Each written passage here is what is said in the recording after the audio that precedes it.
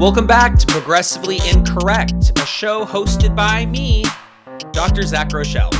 Today I'm very excited to share with you this extra special panel interview on the science of math. You will hear from 4 legends of math: Sarah Powell, Amanda VanDerHeyden, Anna Stokke, and Nathaniel Hansford.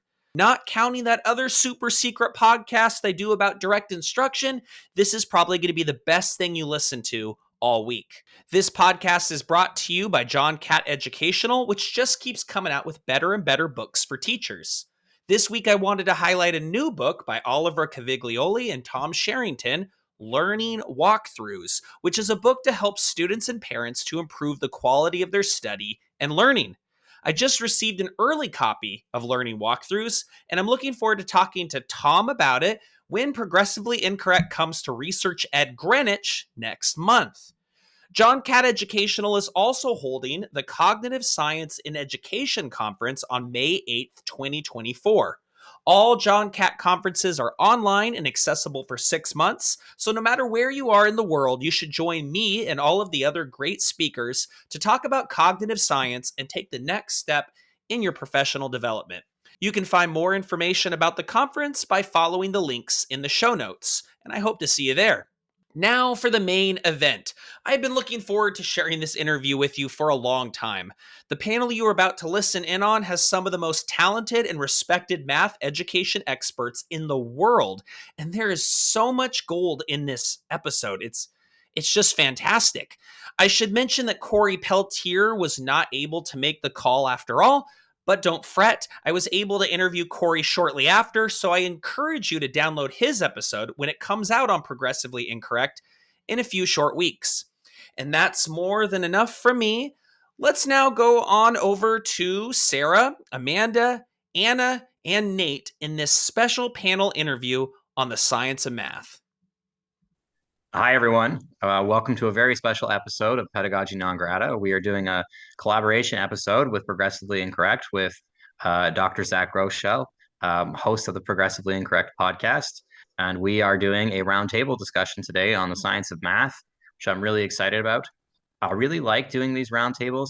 As I've said before, I think it helps to present science in a nonlinear fashion. I think sometimes we present science as a list of facts that we should memorize. And I think when we look at education, we're more talking about degrees of probability. And I think it's really helpful to talk to a panel of people who are experts so we can get a variety of perspectives on these topics.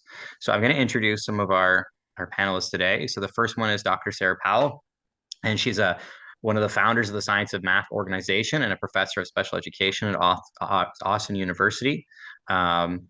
Also, we have Dr. Corey Peltier, who I think is running a little late today and might have to join us later on in the episode. He is also a founder of the Science of Math organization and an associate professor of special education at the University of Oklahoma. We also have Dr. Amanda VanDerHeyden, who is the founder of Spring Math and an advocate for the science of math. And last, we have Dr. Anna Stokke, who's a math professor in the University of Winnipeg and a 3M National Teaching Fellow. And lastly, of course, we have Dr. Zach Rochelle, who is a teaching coach, author, and speaker on the topic of math and reading instruction. And I just want to say that I feel like this is really an all-star panel, and I feel very, truly lucky to get to talk to all these amazing people at once. They're all people I look up to and feel I learn from. So it's also slightly intimidating because I'm definitely worried that I'm going to say something dumb and somebody's going to super correct me, but that's okay. That's part of the learning process. So without any further ado, unless somebody wants to correct me on my introduction of them, which is totally acceptable. I will correct you on my introduction of myself. No, Nate, you are right. I am in Austin, Texas, but I work at the University of Texas at Austin. So just okay. My apologies. And okay. I see you have a correction also. Yes, I do. So my last name is Stokke, like hockey. This is the problem with pronouncing names you've only read before. Does anybody else have a correction on their introduction? Okay, perfect. We're off to a great start. So my first question is for Sarah, and it's, is there a science of math? And if so, what is it? And before I finish the question, I'll just say people are free and welcome to jump in on questions. If we run out of time, we'll just do another recording at some other time. But I'd rather have a conversation than a question and answer, if that's okay. Yeah. So Sarah, you want to start us off? Okay, thanks, Nate. So yeah, your question, is there a science of math? Well, I see that there is a science of math. When I think about science and you look up definitions of science, it revolves around the systematic study in the pursuit of knowledge. And so I think that if we're thinking about, have there been systematic studies related to how do we teach and learn mathematics? I think that many people would say there have been hundreds, if not thousands, of those studies. And so we do have a science that has collected around the science of math. I think that the science of math name is sometimes a little hard to interpret, but really it was just played upon the science of reading and said, oh, there's, these evidence-based practices that have emerged in terms of the teaching and learning of reading. And so really that just, we think about that in the same way for mathematics. But I think, Nate, that the complication really comes from, well, what is everyone's definition of science? So if we're thinking about systematic study of things, then I think about research. And there are differing approaches to research, and different approaches to research then have different evidence bases that emerge from them. And so really, I think everyone would probably agree that there is some type of, systematic study in terms of how students learn math and how teachers should teach math. But then where we really get in the weeds is in terms of, well, what research approaches have you used that have contributed to this evidence or that evidence? And so that's where a lot of those conversations come from. Does anyone want to jump on that? I was just going to say, Anna, were you going to say? I was just going to say, I think that we get a little pushback because people think when we say the science of math that it's like a codified static body of what we know right now.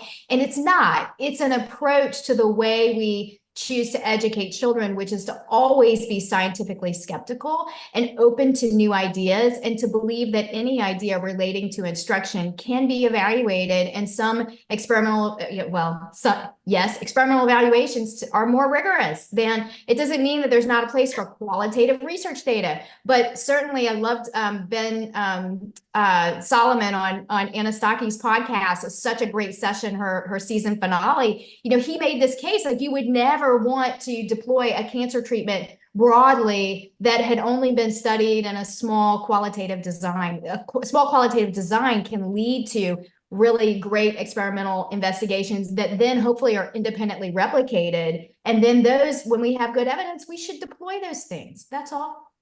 Absolutely. I couldn't agree more with that. I would just like to add that, when I hear this word science of, I get why it's a controversial term, and that I think you're right, Sarah, that it makes people think of like a codified set of instructional parameters. But I think it really, to me, it just means we have a body of research that we can draw on to make some level of, evidence-based conclusions about what makes sense in a classroom setting. Yeah, and I think that that's why there are efforts right now to talk about this science of learning. Like we know a lot about how people learn, whether that's learning how to read or learning how to do mathematics or learning how to write. And so that is almost a broader umbrella term than the science of reading and the science of math. And, I know some people will try to claim that we can teach math and reading differently, but I don't know about you, but I'm a little skeptical of that concept.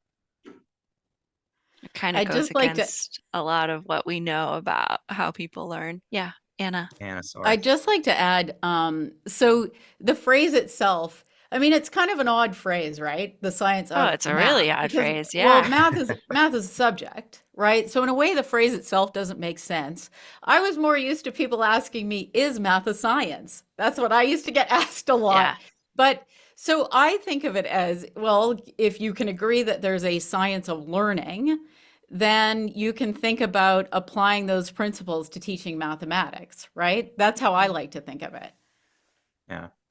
I will say I loved the term evidence-based instruction a lot more than this term, the science of. But at the same time, you have to admit that the marketing on the science of has been far more effective than the marketing on evidence-based. Well, yeah, because evidence-based and instructional practices have been talked about for decades, right? And a lot of organizations use that language, but it never caught on in the same way that the science of reading caught on. Yeah, it's just timing. It's really, to me, it's just timing. It doesn't mean that the work that preceded it, that great work of really beginning to talk about experimental evaluation of our practices starting in the early 2000s. I mean, that maybe set the stage. That then when the advocates began to speak of the science of reading, it took hold. That's it. It's nothing more personal than that. In education, we'll call it something different in a few years. But, you know, hopefully our practices will have improved and will show some benefit for students.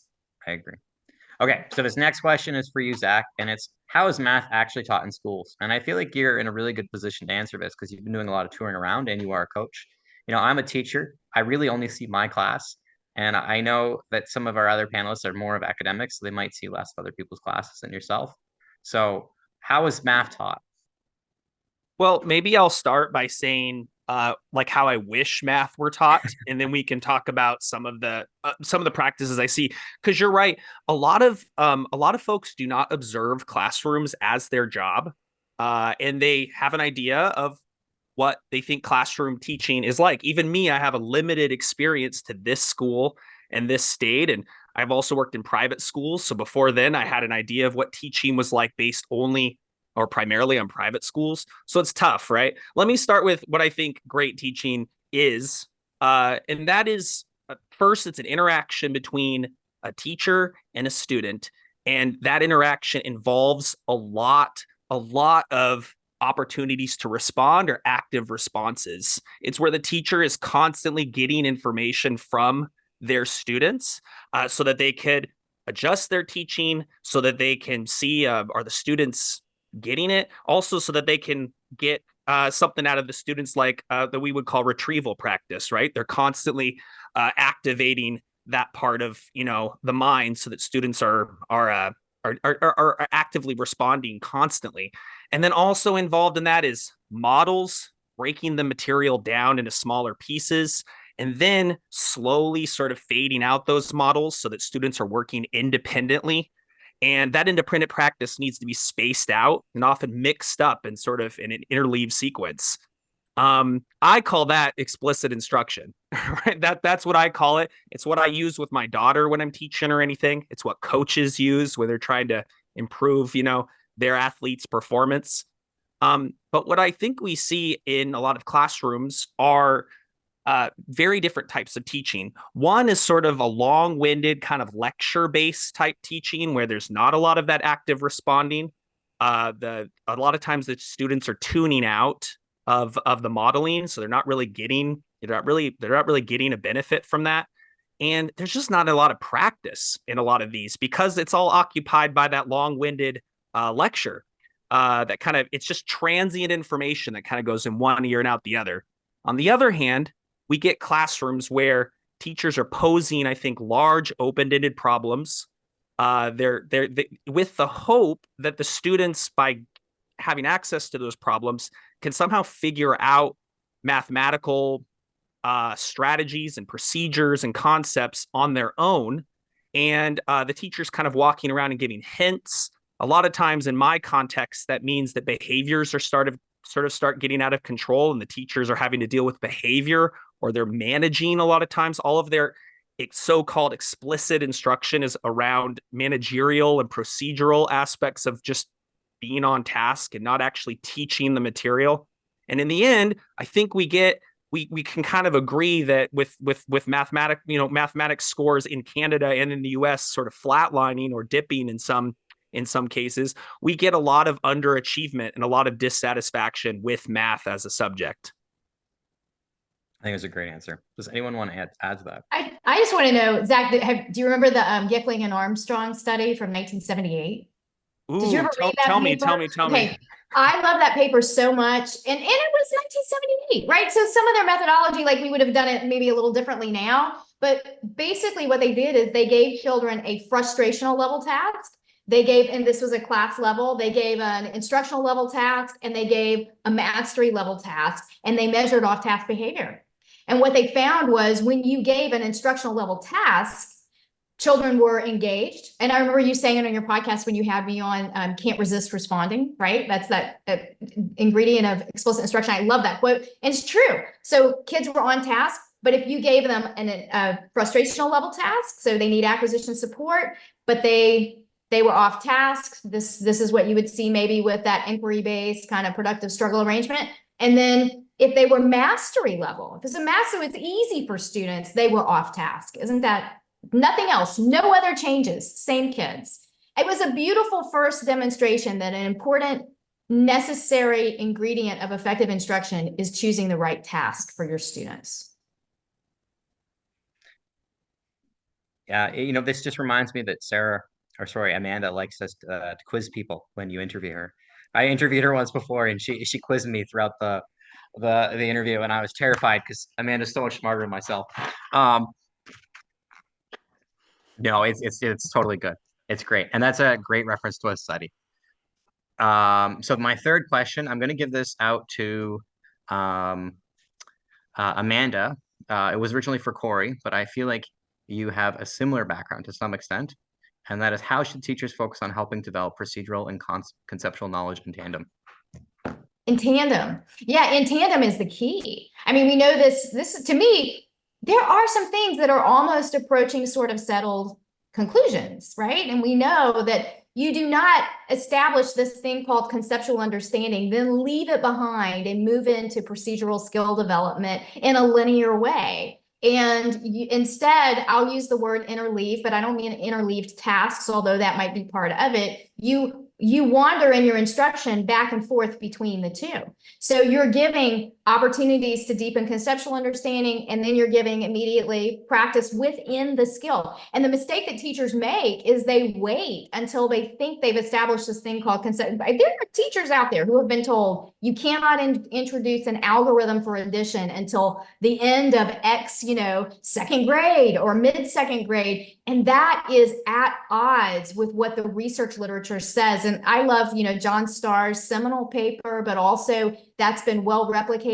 And my favorite paper probably is Bethany Riddle Johnson wrote a review paper in 2017. And then you can go read all the sources that she details. But these were a series of great empirical and experimental studies that demonstrated when you build procedural skill, you get benefits to conceptual understanding. And when you benefit conceptual skill, build conceptual skill, you get benefits to procedural skill understanding. And we all, like, if you just work with real kids, you'll see this too. Or even think about yourself. As you find more efficient ways to get to a correct answer, that is because it's more efficient. You are deepening your conceptual understanding. So just a concrete example of that is like when a child goes from counting to combine two numbers and number quantities to get a sum, and instead they pull out a 10. Or now they're using place value understanding to get there, but doing that also deepens their understanding of place value, right?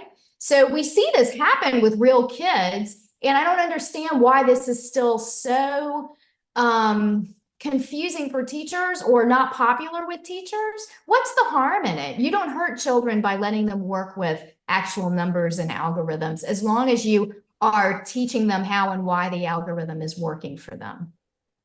I think it goes back, Amanda, to kind of the whole thing about, approaches to instruction, is that we love to categorize these things into these, I mean, we've talked about this before, of like these false dichotomies. Mm-hmm. And so I think it's like conceptual or procedural, but, as we write interventions, you cannot separate one from the other, and you cannot measure one without the other. And it's just not this or that, but it's this continuum where, sometimes you might be leaning a little bit more towards some of your conceptual instruction, and sometimes it might lean toward procedural instruction. But I think it's easier to say, do this than that, than to really understand how complex it is to develop that conceptual and procedural knowledge in tandem. And I guess in fairness to teachers, it's not like there are a lot of well-developed resources and materials out there that do that for them. Yeah, I think there are a few. There are some. I mean, you have some, other people have some, but like I'm talking about core math curricula. Yeah. Typically are not adequately designed in that way. Anna, you look like you have something you want to add to that. Oh, I could say a lot about this particular topic. So I'll say a few things. Okay, so first of all, I think a lot of people do, like a lot of teachers really do think that the student has has to understand everything perfectly before they can move on to skill. And I mean, that just doesn't really make sense, right? I mean, for one thing, you actually can have a skill and not understand it. We do this all the time, right? You can drive your car and you don't know how the car works. And so certainly you can learn how to do something without understanding it. Of course, we do want students to understand. I would say a lot of times, I teach at a university, and we teach teachers. So we have students in the elementary education stream here. And I would say that actually a lot of teachers haven't been taught the understanding piece themselves, or they don't understand some of the concepts, which is a big problem, right? So I think universities have to work on that. I think they have to work on actually developing good courses, particularly for elementary school teachers. But I want to say a little bit more in that, it's some of the understanding is really hard, right? Like, I say that as someone who has learned and knows a lot of math, right? Like the long division algorithm, that is not an easy thing to understand. And if you wait, and you expect every kid to understand that, you're probably not going to get that, right? Like that's just really unrealistic. But it's very serious when someone doesn't have a skill, right? Whereas it's maybe not as serious when they don't have the understanding. Of course, you want both, but I don't think you always can get both. Like if I'm working with students at the university level and they can't add fractions, that's terrible, right? Like it's really going to hold them back. Whereas I'm not sitting there saying, oh, can you explain why this works using, pictures, et cetera, right? So I think that skill piece is really important. And I think it has sort of gotten left behind in favor of understanding. Well, and often that conceptual understanding, it might not develop fully within the 3 weeks that you've devoted to this topic, but it could be something that across 3 grade levels, then you end up getting there eventually. You're really thinking about that conceptual understanding is playing the long game.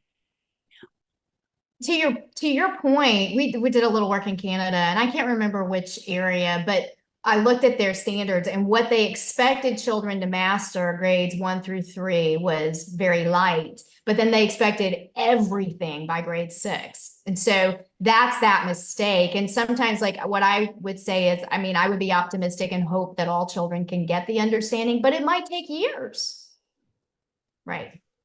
And sometimes you have a skill first and you work with something for a long time, and then after you understand it. Yes, for sure. And there's nothing wrong with that. There's nothing wrong with that. I don't know why that has been so demonized. I have heard teachers say that the problem is if you teach the procedure, then children are so lazy, intellectually lazy, that they refuse to think and consider how or why it works. And I don't think that's actually true. I think that is just an onus back on the teacher, the adult, the instructor to work on that, right? Anything we can operationalize, we can shape up and teach.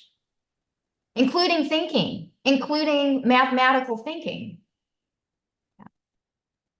So I will ask the next question. I'm excited to jump in here with the question asking. This one is for Sarah. Is math different than literacy instruction, or can we take some lessons from literacy instruction? Oh, that's a really great question. Well, I think we talked a little bit about this slightly earlier, is that we know quite a bit about how people learn. And I always like to go to the book, How Learning Happens, to really unpack some of this, or at least get conversations unpacked related to that. And in terms of learning, like just some things, I didn't put together a list here, but we know that people benefit from having an advanced organizer. Here's what we're doing today. Here's why this is important. We know from like a lot of cognitive science that it's helpful when we break things down into steps. It's helpful when we model. We know that practice is key for everything. You really don't learn anything if you're not practicing it regularly. Your practice comes back. It's not just a one and done. I know that, and I'm never going to see that again.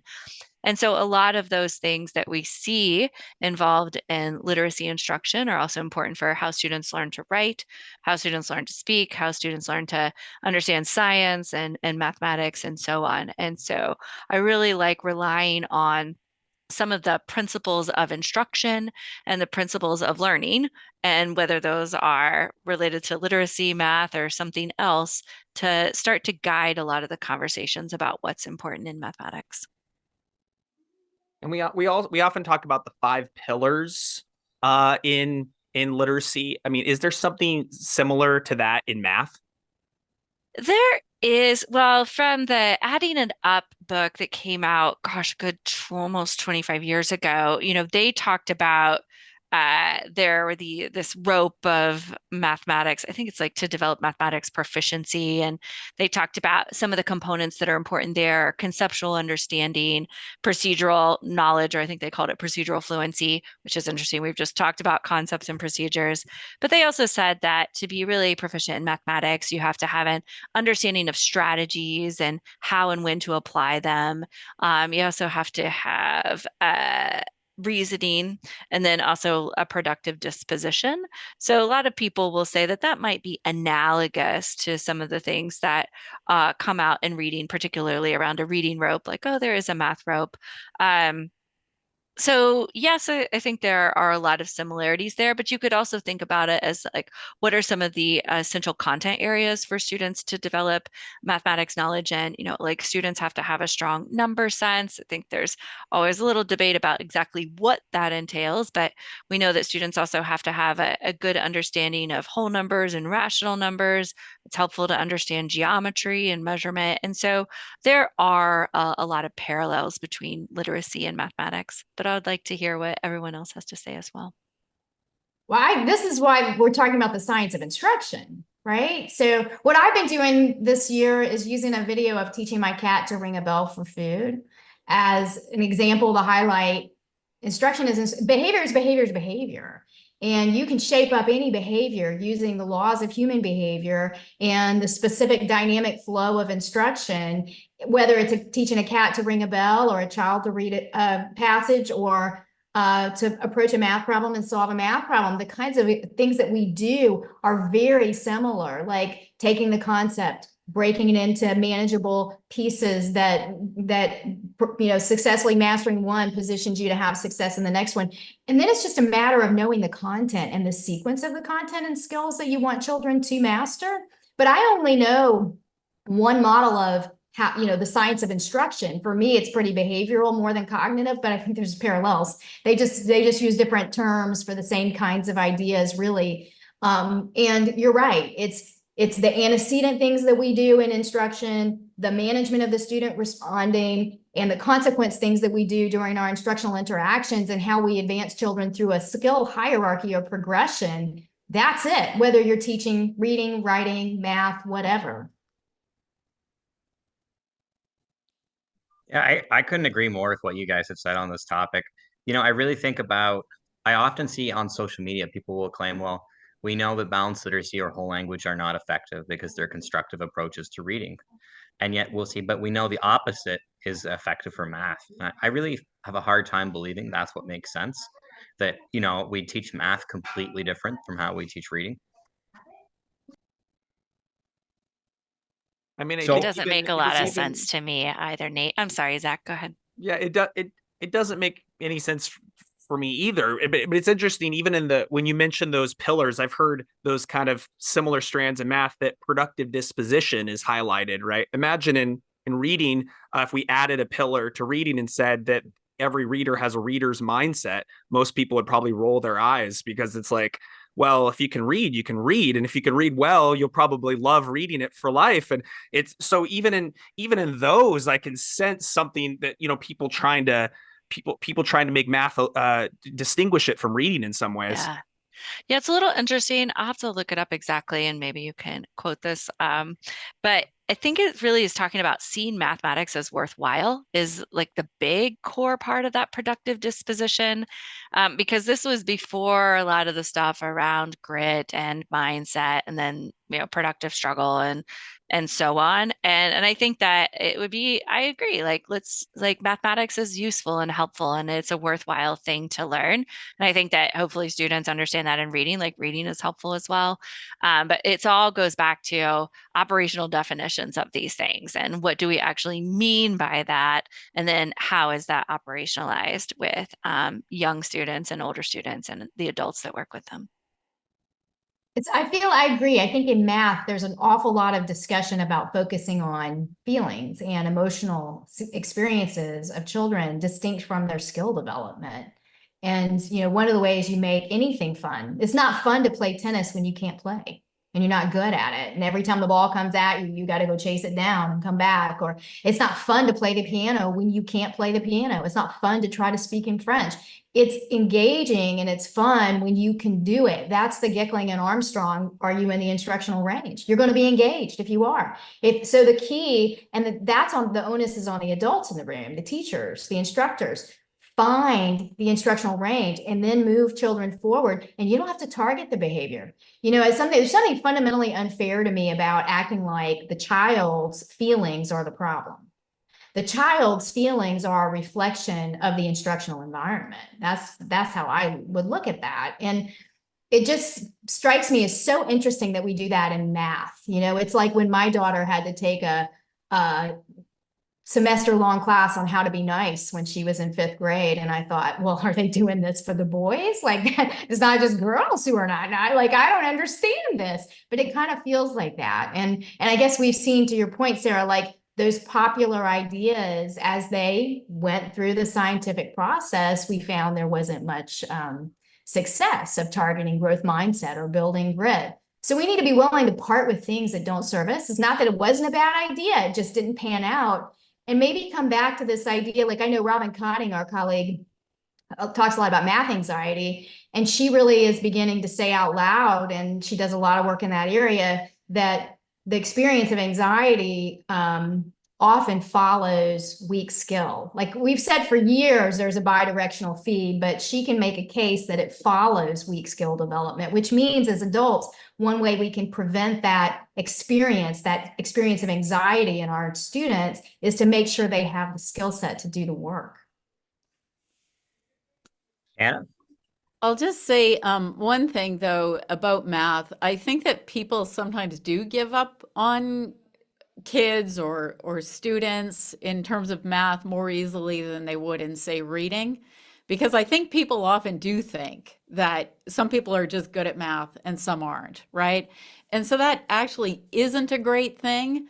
The whole growth mindset, it seems like it came from a good place, something that seems like there's a grain of truth there, but it's not really the answer. But I do think that, we don't want teachers pigeonholing kids, say, right? Like this kid can do math, this kid can't, because people really do think like that. Like I'll still have people say to me, oh, you're a female and like you're a mathematician. Like people will say things like that, right? They're really, wow, and I'll hear people say, boys are just naturally more good at math than girls. People really do think things like that. So I think we do have to be careful about that sort of thing. It's true what Amanda's saying. You feel good doing things that you're good at, right? And so you'll continue to do them. And that is the answer. Yeah, I just want to point out there's three women in this podcast who are far better at math than myself. So I don't know about this. Zach is agreeing with me. I would beg to disagree. This is Sarah. I do not give me any higher level mathematics exam, but what I know a lot about is I know a lot about the development math, and I know how to design an instruction around that. And I think that's an important point. I like you, Anna, teach a lot of pre-service teachers who are undergrads seeking a teaching certificate. And I teach their math methods course, and a lot of them come to us and don't have a lot of confidence in terms of their own mathematics performance or their teaching of mathematics. But I always emphasize, you do not have to be an expert level mathematician to be an amazing math teacher. And in fact, many of you are going to teach a lot about fractions. Like, I can help you really deeply understand fractions. You're going to teach a lot about adding and subtracting or geometry and so on. So I always am the first to admit that I was not a stellar math student in middle school by any means. In high school, I was okay, but in college, not at all. But I do know a lot about that early mathematics, and that's what's important for teachers. They don't have to be math experts either. In fact, like the efforts that have been made to improve student math achievement by making teachers have more content knowledge in math have largely failed, right? So to your point, there's more to it than being just better at math yourself. That's a great point. I just want to follow up on something Sarah said, and I agree with that. You don't have to be a stellar mathematician to teach elementary math, but you do have to have good resources. And I think that's one of the biggest problems is we have, some teachers who are in the classroom and they're uncomfortable with math.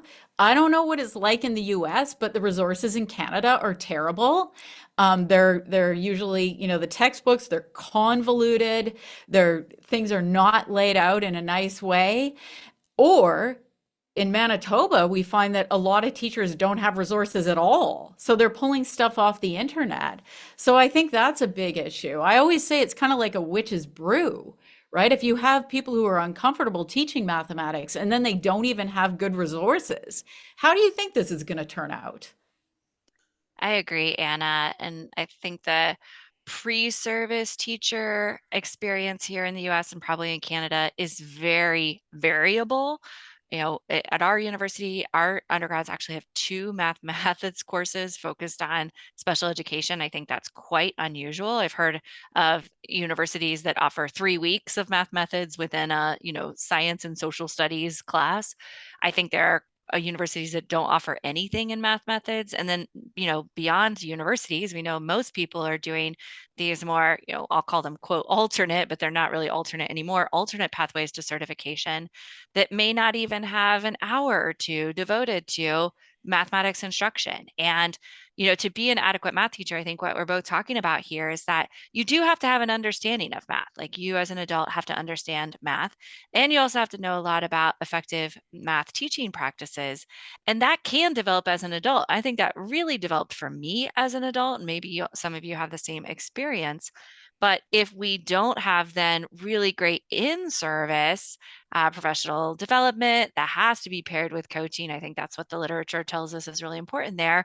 And people in the school district offices or in the, in the state or in the province offices who realize that we need to focus on math just as much as we focus on reading and put together cohesive programming for teachers, then it's like, what resources do I use? And sometimes teachers might just be like, I don't know what I don't know. And it's like, I don't even know where to start to unpack some of this. Yeah, I can say in our work, so we're K-8.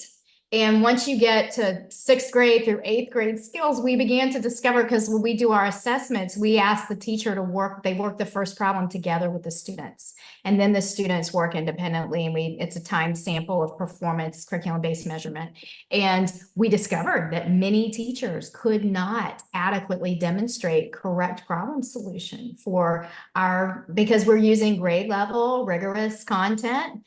And so we had to add instructional videos for these skills inside our tool. That was eye-opening to me. If you're an 8th grade teacher and you need to teach this very specific skill and you can't break it down into the pieces and you don't have a working framework for what are the prerequisite understandings that need to be at mastery and that sort of thing, like to your point, Anna, I mean, if they had a beautiful resource that they could go to that does it for them, that would help. But that does not exist. I mean, there's been a body of research from Carnine's paper in 97 all the way to Dobler's paper in 2012 and several in between, demonstrating that most math textbooks that have been included in these research studies, which are a good sampling, do not adhere to the principles of effective instructional design. So if you're a math teacher, you really should be about, or if you're a leader too, you should be about evaluating your curriculum and saying, hey, where are the soft spots? Because you have them.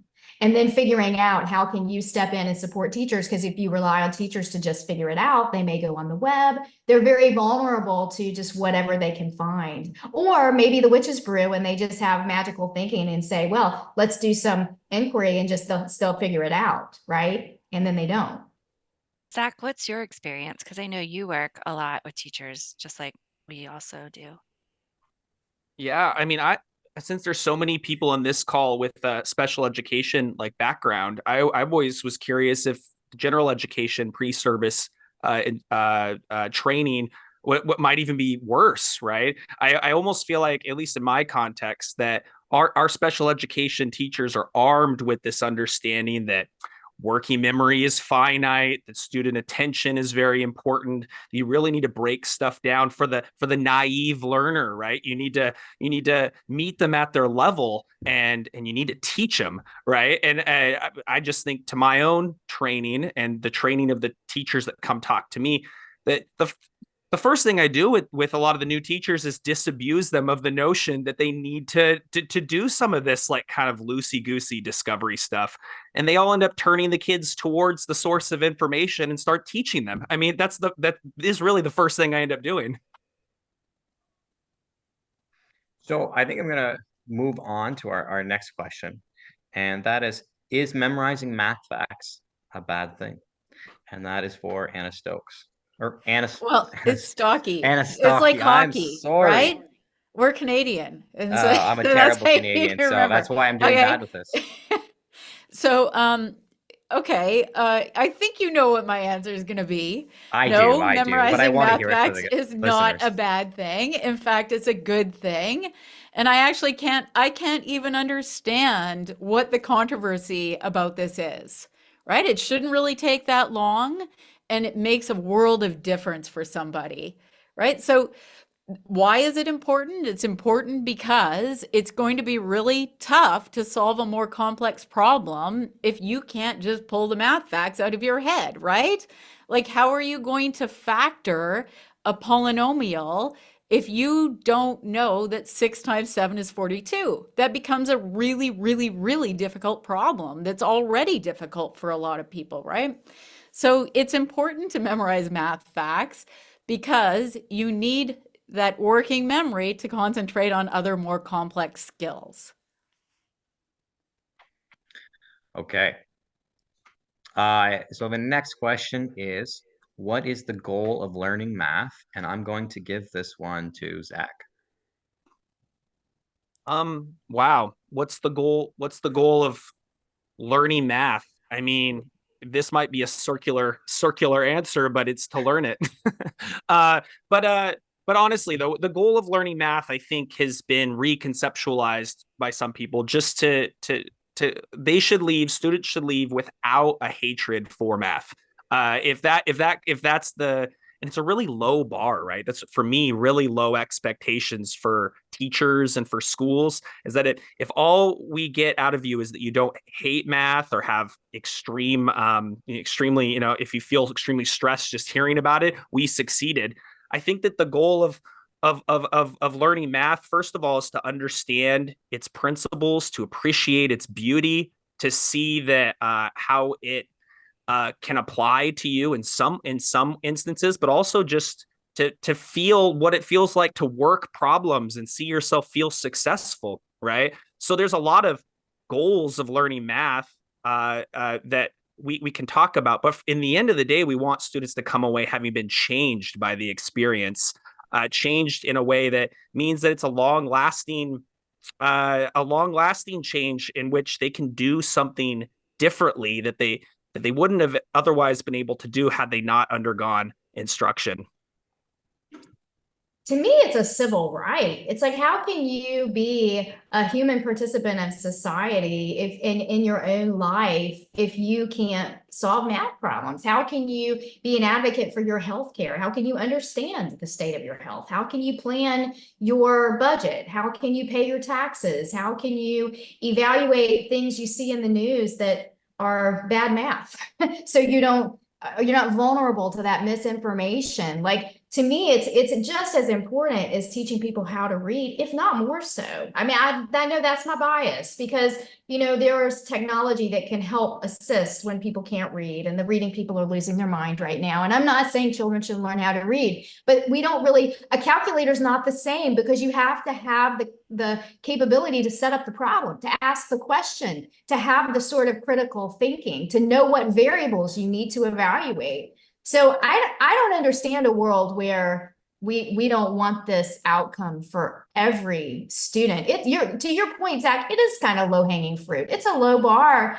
to say, can we just get every child out of 12th grade in the United States able to read and also able to do basic math, beginning algebra? It doesn't seem that hard to me. I agree. One thing I want to just add to that is I've been playing a lot with ChatGPT, and I think a lot of people want to say AI is going to be the answer to solving math. We won't have to teach kids math. We can just get AI to do it for them. But it is shocking how many wrong answers ChatGPT will give you. Like, it's just amazing how wrong it can be sometimes. It can even, sometimes it'll give you the right formula, the right conceptual application, and give you the wrong solution. And you're sitting there thinking, how is that possible? But it can identify the correct numbers, identify the formula, identify the concept, and give you the wrong answer. So I don't know that relying on technology as opposed to teaching kids how to do math is actually a logical long-term solution. Anna? So for one thing, someone has to come up with the technology, right? And so those are the people that know a lot of math. And the other thing is you can look at this. The careers that a lot of careers that are high paying, high job satisfaction, they all involve mathematics, right? And math is a really cumulative subject. So I can take my calculus class and I can look at problems that my students are learning in that class, and I can trace it all the way back to elementary school. So if we don't do a good job with kids in the 4th grade, we could be shutting them out of a future career, right? Like, that's how serious it is. It's a very cumulative subject. I mean, I explained earlier, you can trace an algebra problem right back to times tables. So I think, it's important because we do need to keep doors open for students. Our children deserve that, right? But our economy also depends on it. And I think I'd like to maybe say my own story really quickly, which is that I actually in high school missed out on a lot of math because I lived overseas. I didn't take any math and so on. And I got to community college, and the first thing you do to try to get your associates or to get into a 4-year college is to just have that one math class. And I was put in math 99, which is the course right before. And I'm surrounded by people that their whole lives they've been told, or they've been made to feel like failures when it comes to math. And so this teacher who taught us there was like a hero in a lot of ways, because his whole job that in his mind was to get kids into college and to teach them. And the same thing happened when I went for my dissertation. My chair, the first thing they said was, "Are you good at math? Because if you're not, you shouldn't do the quantitative dissertation," even though that was my dream, was to do one. And I ended up doing it thanks to math education in a lot of ways.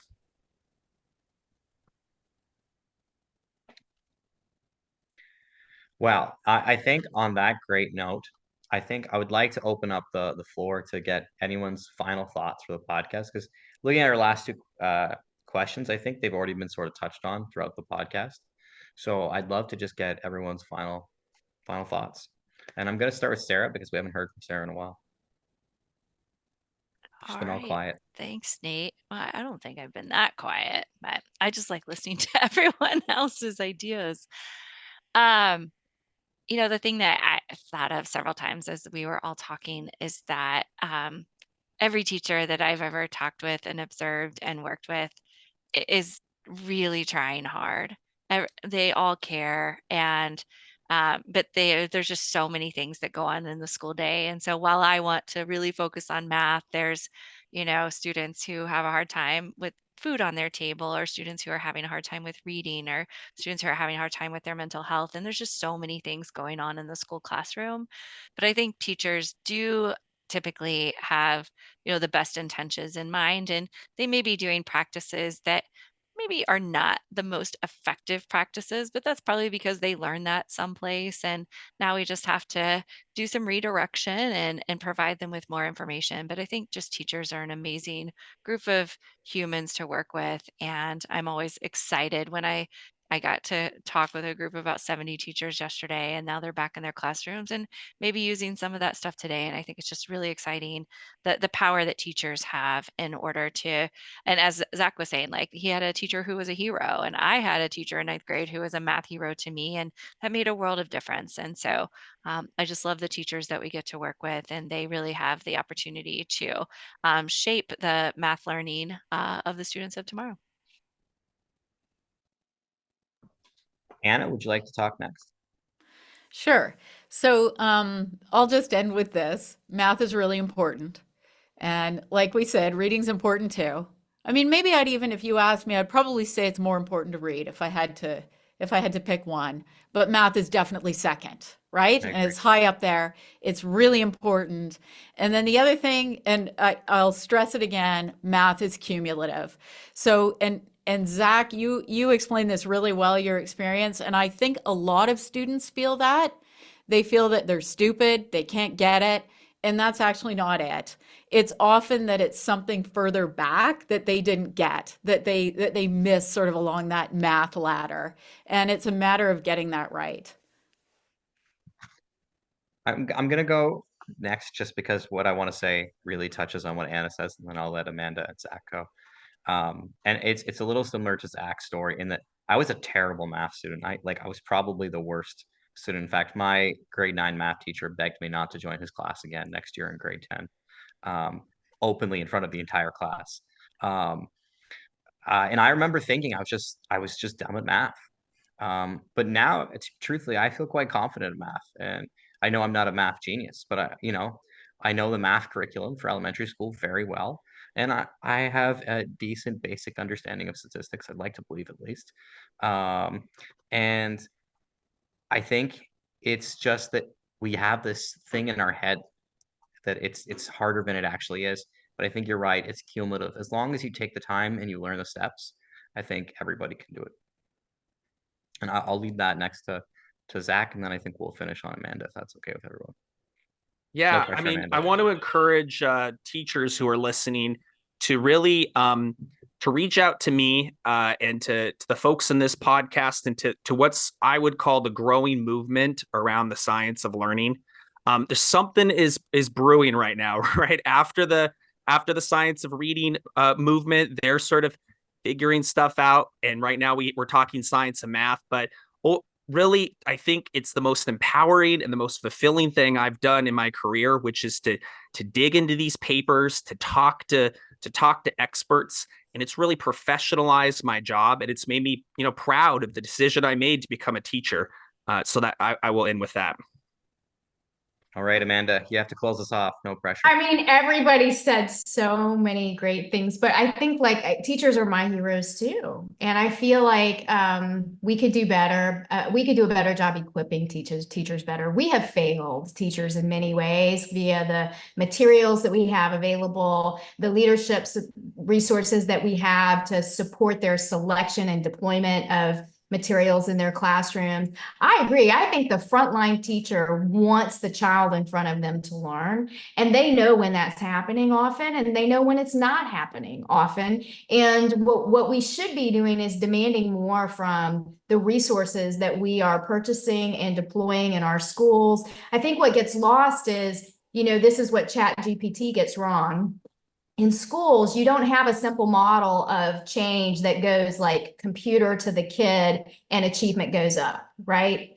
You have computer, curriculum, whatever you want to put in that category that works through a teacher. The teacher is the heart and the soul of a change model in education. And the question is, to what degree does that resource enable the teacher to take more effective instructional actions in real time in the classroom? That's the goal. And I feel like we should be demanding more of the investment that we do and that we make in public education to better equip teachers, because teachers want to get those results for students. Oftentimes, in my experience, it's other leaders who get in the way and say, well, I have this philosophy and we're going to do this thing above and beyond what it does in terms of the results for the kids right in front of us. We all should be better stewards of those investments and be willing to change something when it's not working. I love that. I love focusing on the importance of changing your own mind.